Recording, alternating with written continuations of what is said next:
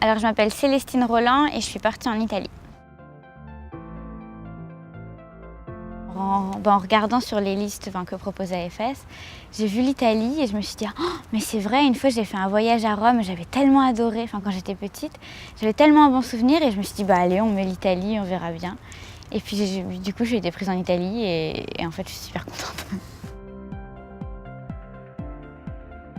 En fait j'avais déjà j'avais quelques préjugés sur...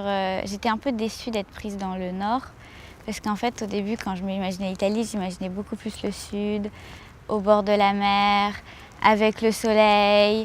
Et puis après, j'avais peur aussi que quand même manger des pâtes tous les jours, ça allait pas bien se passer. Ou il y allait avoir des choses que j'allais pas du tout aimer, puisque je suis pas trop fromage non plus. Et je savais qu'ils mangeaient beaucoup de fromage. Et du coup, il y avait quelques petits aspects comme ça qui me faisaient un peu peur. Et finalement, en fait, la région, j'ai adoré parce qu'il y avait plein de collines. C'était vraiment super beau. J'avais jamais vu une campagne aussi belle.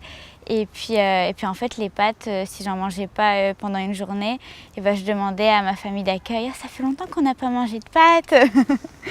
Et je réclamais même de manger comme ça. Du coup, en fait, c'était que des bonnes surprises à la fin. Alors je m'étais pas du tout renseignée sur le lycée en Italie, donc c'est vrai que c'était fort différent du lycée français. Déjà, je sais pas pourquoi j'imaginais qu'il y avait une S, une ES et une L comme en France, et en fait ça n'existe pas. C'était un lycée, une section en fait.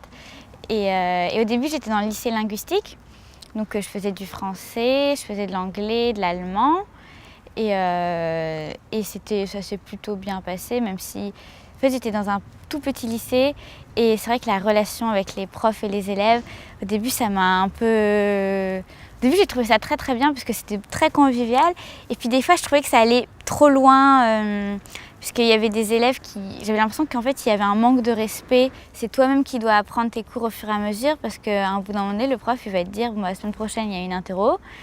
Et en fait, il y a tout un énorme chapitre, on a fait plein de choses. En plus, c'est le livre, le cours, donc ils sont vraiment énormes les livres. Moi, j'avais des livres de 1000 pages, super lourds. Et il fallait vraiment suivre dans le livre le cours et il fallait vraiment travailler au fur et à mesure. Et je m'en suis pas rendu compte et je me dis, ah, ça va, ils finissent super tôt. En plus, j'ai rien écrit dans mon agenda. Ça va, c'est cool la vie. Et en fait, au fur et à mesure, quand j'ai commencé à comprendre l'italien, je me suis rendu compte qu'en fait, il fallait bosser par toi-même. En fait, je m'en rendais pas compte, mais avant de partir, je pense que j'étais très stressée dans ma vie quotidienne. Et ça, c'est plutôt mes amis et ma famille qui me le disent, mais maintenant, tu as l'air détendue, tu prends du recul sur les choses, tu te fais, au pire, c'est pas grave. Et c'est vrai que en fait, je me rends compte moi-même, il y a beaucoup de choses où j'arrive à reprendre du recul et à me dire « Ah mais ça sert à rien de stresser de toute façon, ça va, la vie c'est comme ça et puis tu peux pas changer les choses ». Et du coup, je trouve que ça m'a vraiment... je suis vraiment détendue maintenant. Pas trop détendue non plus, mais j'arrive à laisser couler. Et d'un autre côté, de temps en temps, j'ai tendance à m'énerver un peu comme les Italiens en fait. De temps en temps, je fais « Non, ça va pas ». Et j'ai tendance à le dire beaucoup plus qu'avant où je restais plus renfermée. Je le prenais sur moi.